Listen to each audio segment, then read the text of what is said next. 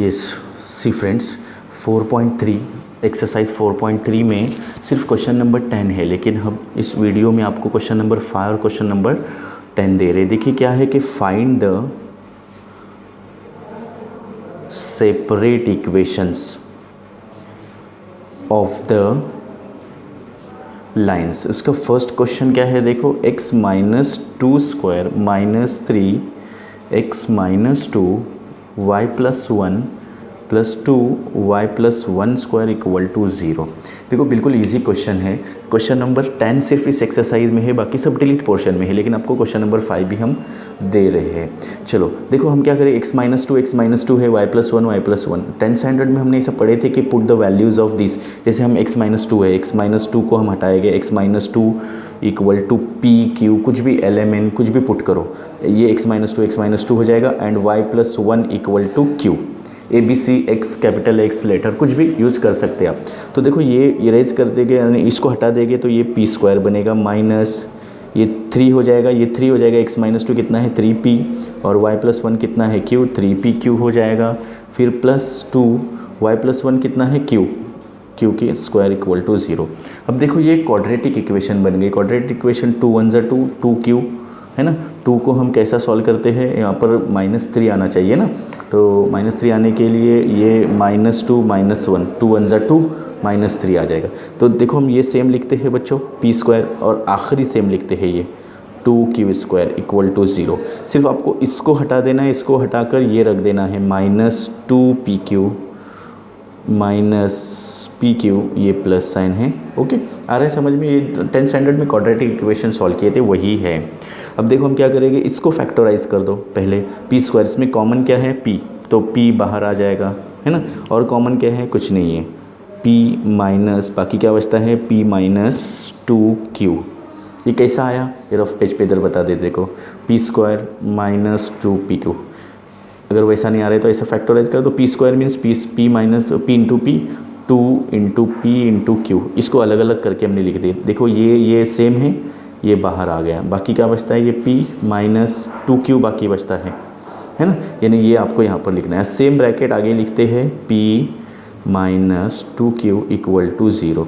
ये minus sign है, यहाँ पर माइनस ले लो। अब p के साथ कितना मल्टीप्लाई करेंगे तो p क्यू आता है, तो q आ जाएगा, यानी 1q। ओके, सो 1q 1 नहीं लिखेगी तो भी चल जाएगा। दोनों ब्रैकेट सेम है, लिख दो p माइनस 2q, ये हो गया। अब ये लिख दो p minus q equal to 0। अब आपको क्या करना है, separate equation of this line करके इसको अलग अलग कर देना है। यानी आपको लिखना है p minus 2q is equal to 0 and लिख दो, और लिखते हैं ना, लेकिन आपको यहाँ पर एंड लिखना है क्योंकि सेपरेट इक्वेशन है। p minus q equal to 0। अब देखो p की वैल्यू हमने री सब्सटीट्यूट वैल्यू। p की वैल्यू कितनी थी, p को हमने क्या कंसीडर किए थे, x माइनस 2 को p कंसीडर किए थे, नहीं x माइनस 2 आ जाएगा है ना, माइनस ये माइनस 2, q को क्या था y प्लस 1 इक्वल टू 0। ये देखो इसमें सब वैल्यू रख दी ये इसमें।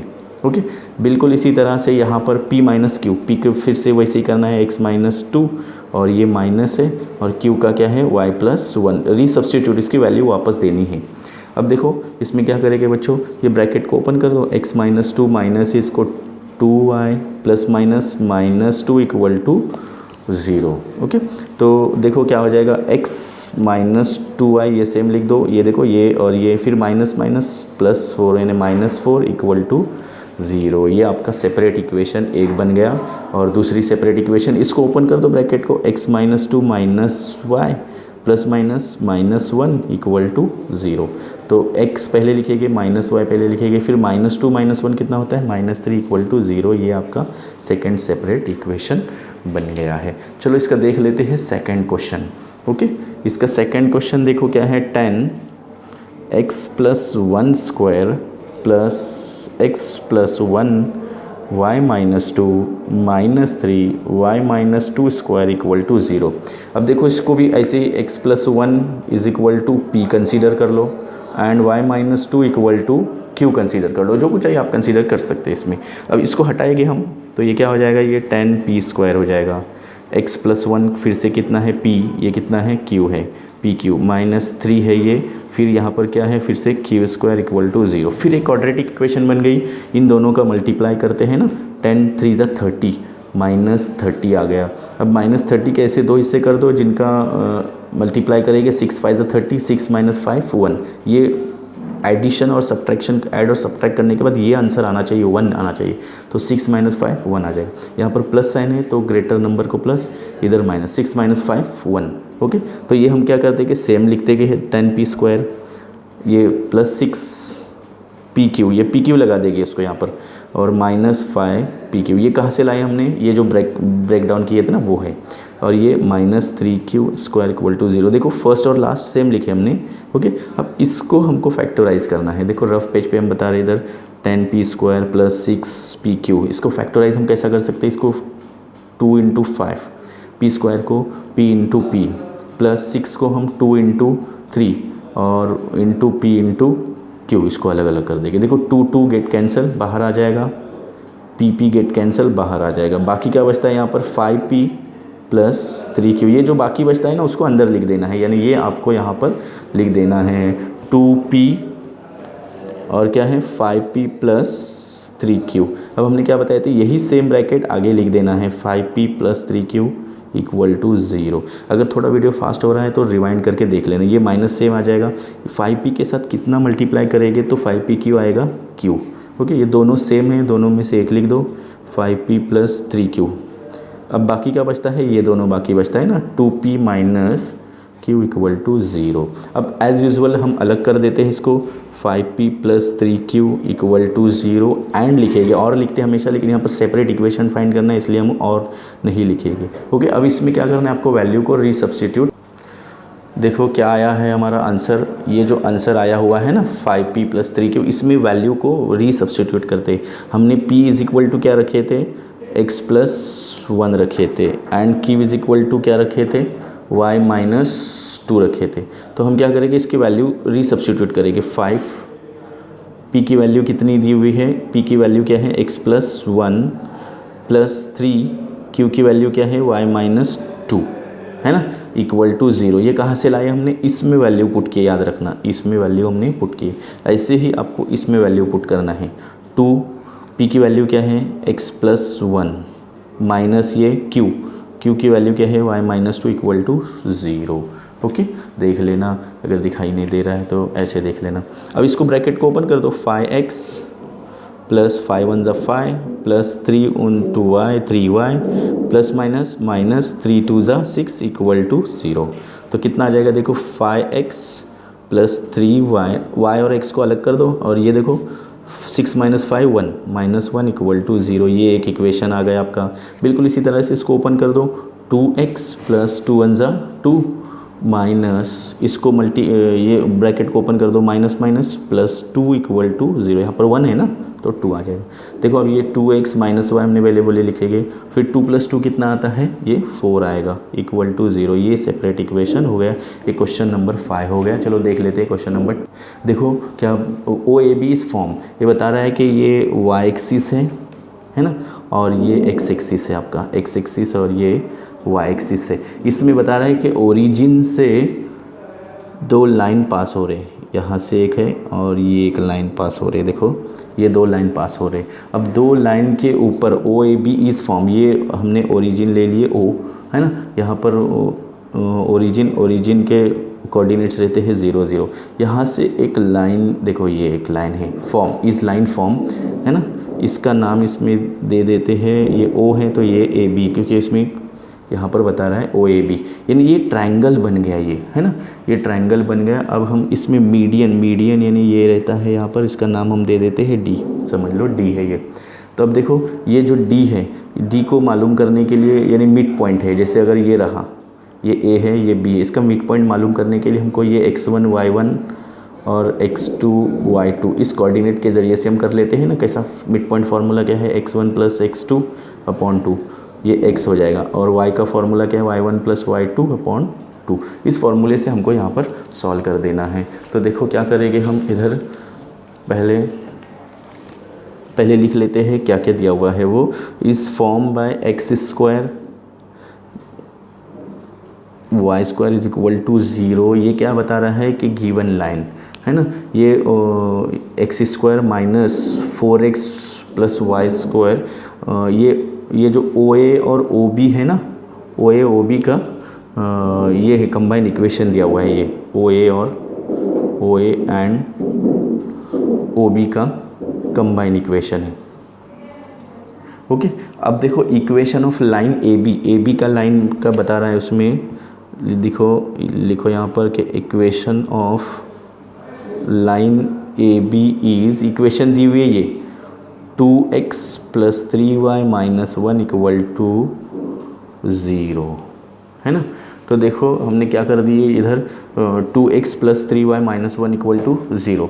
अब हम क्या करेंगे, देखो इसमें इसी को लेकर सॉल्व कर लेते हैं। 2x plus 3y minus 1 equal to 0, इसमें y या x की वैल्यू पहले फाइंड कर दो, तो 3y को हम बाहर निकाल देते हैं। 3y इज इक्वल टू क्या हो जाएगा, ये इधर आ जाएगा तो माइनस 2x और प्लस 1 हो जाएगा। तो y की वैल्यू क्या आ जाएगी, y is equal to minus 2x upon 3, ये 3 इधर आ जाएगा और 1 अपॉन 3 है ना। तो ये आपका सेकंड हो गया था, ये फर्स्ट हो गया था और ये आपका सेकंड इक्वेशन हो गया था। सो अब देखो वैल्यू पुट करेंगे हम, लिखेंगे यहाँ पर put value of y in equation 1। Equation 1 में वैल्यू पुट करेंगे हम। देखो इक्वेशन 1 में, इक्वेशन 1 कौन सा था हमारा, एक्स स्क्वायर माइनस क्या था वो 4xy plus Y square equal to 0। इसमें वैल्यू पुट करना है कौन सी, y की ये वैल्यू। एक्स स्क्वायर सेम रहेगा माइनस 4 इंटू 4x हो जाएगा, सिर्फ y को निकाल दीजिए और ये रख दीजिए minus 2x upon 3 plus 1 upon 3, फिर प्लस y की वैल्यू फिर से क्या है minus 2x upon 3 plus 1 upon 3 का स्क्वायर इक्वल टू 0 है ना बच्चों। अब इसको ब्रैकेट को ओपन कर दो, एक्स स्क्वायर माइनस 4x, ये लिख दो same minus 2x upon 3 plus 1 upon 3 plus ये देखो a प्लस बी स्क्वायर है, a प्लस बी स्क्वायर का फॉर्मूला लगा दो तो इसका स्क्वायर हो जाएगा है ना। इसका स्क्वायर कितना हो जाएगा, 2 का square 4 upon 9 x square minus 2ab। सो 2 इंटू ए कितना दिया हुआ है माइनस 2x अपॉन 3 और क्या है 2 अपॉन 3 एक्स यहाँ पर लिख दो साइड में तो भी चलेगा और इंटू 1 अपॉन 3, फिर आखिर में क्या आता है इसका प्लस इसका स्क्वायर बी का स्क्वायर यानी 1 अपॉन 9। ओके अब इसको ब्रैकेट को ओपन करते जाते हैं। देखो क्या करेंगे हम, x square minus 4x minus 2x upon 3 plus 1 upon 3 plus ये लिख दो same 4 upon 9 x square minus यहाँ पर हम मल्टीप्लाई कर देंगे तो माइनस माइनस क्या हो जाएगा यहाँ पर प्लस हो जाएगा, ये 4 अपॉन 9 3 3 ज़ार 9 हो जाएगा 4 अपॉन 9x और क्या है प्लस 1 अपॉन 9 इक्वल टू 0। तो ये आपका माइनस हो जाएगा यहाँ पर 1 अपॉन 9 इक्वल टू 0। अब क्या कर देते हैं, देखो यहाँ पर 9 ये दिया हुआ है, इसको हटाने के लिए हम पूरे मल्टीप्लाई बाय 9 कर दो, मल्टीप्लाई बाय 9 से मल्टीप्लाई कर दो, यानी इसको हम 9 से मल्टीप्लाई कर देंगे तो 9x स्क्वायर आ जाएगा है ना। इसको 9 से मल्टीप्लाई कर देंगे तो 36x हो जाएगा। अब ये दोनों को सेम लिख दो ऐसे 3 और ये minus 2x plus 1 okay plus इसको 9 से मल्टीप्लाई कर दो तो 9 निकल जाएगा यानी 4x रहेगा यहाँ पर, इसको 9 से मल्टीप्लाई करेंगे तो सिर्फ 4x रहेगा ओके और यहाँ पर प्लस 1 इक्वल टू 0 आ जाएगा। आ रहा है समझ में, बिल्कुल इजी है समझने के लिए। अब देख लो हम क्या करेंगे, इससे मल्टीप्लाई डिवाइड कर दो 3 1 3 3 2 6 हो जाएगा, यानी ये 9x स्क्वायर ये माइनस माइनस प्लस हो जाएगा और इसका मल्टीप्लाई कर दो इसके साथ 12 2 24x minus plus minus minus 12, ये इसका आंसर हो गया है ना। इसको ब्रैकेट को ओपन किए तब आ गया, फिर ये क्या है प्लस ये देखो 4x square minus 4x plus 1 equal to 0। आगे देख तो देखो क्या हो जाएगा, ये जो दिया हुआ है ना ये ऐसे दिया हुआ है तो एक्स स्क्वायर कितना है 9x स्क्वायर है और दूसरा कौन सा है 9x² है, ये 24x² है, इन दोनों का एडिशन कर दो तो 9 और 4 13, 33 हो गया, और ये 4 यानी 37x² हो गया, 37x²। क्या कर दिया हमने, देखो इसको और इसको ऐड कर दिए तीनों को, है ना, 37x²। अब ये देखो यहाँ पर क्या था, 4x है, -4x, और ये 12x है, इधर x है ना, इधर भूल गए थे हम x लगाने। 12x माइनस 4x कितना आ जाएगा, -16x + 1 = 0। अब देखो हम क्या करेंगे, sum of roots of equation, sum of roots of equation आपने पढ़े थे, अल्फ़ा + बीटा = -b/a, ये फार्मूला आपने पढ़ चुके थे। ओके, तो इसी फार्मूले को अल्फ़ा + बीटा को हम ये लिखेंगे x1 + x2 = लिखेंगे ये -b/a, इसमें b/a, ये b है और ये a है, -16/37। तो इसका आंसर कितना आएगा, x1 + x2 = -16/37, x1 + x2 याद रखना, है ना। यानी मिड पॉइंट फार्मूला, जो हमारा मिड पॉइंट फार्मूला क्या है, हमारा मिड पॉइंट फार्मूला हमारा क्या है कि x1 + x2/2, है ना। यहाँ पर /2 नहीं है, तो हम x1 ये x1 + x2/2 है ना, इसमें से 1/2 कॉमन ले लो, 1/2 कॉमन ले लो, और x1 + x2 ऐसा लिख दो। तो ये कितना हो जाएगा, 1/2 x1 + x2 कितना है, × 16/37 है ना। देखो बिल्कुल इजी है। अब यहाँ से ऐसा मल्टीप्लाई डिवाइड कर दो, 2 8 ज़ा 16, 8/37 आ गया।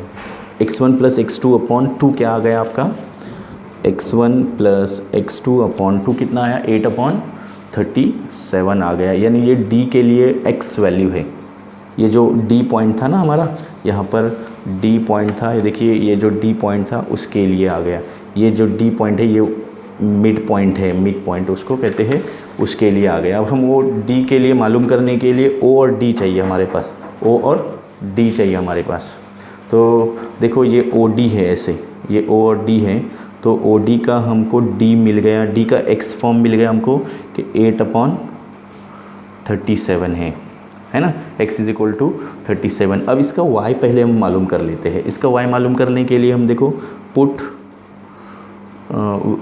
पॉइंट लाइज क्या करते हैं हम, ये AB है ना, AB में ये क्या था, देखो यहाँ पर AB था, ये AB है ना, AB में वैल्यू पुट करते हैं, क्योंकि ये AB की मदद से ही हमको ये मिल गया ना, x मिल गया, y मिल गया, तो x मिल गया, y के लिए हम क्या करते हैं, इसमें वैल्यू पुट करते हैं। इक्वेशन ऑफ लाइन AB में है ना, इक्वेशन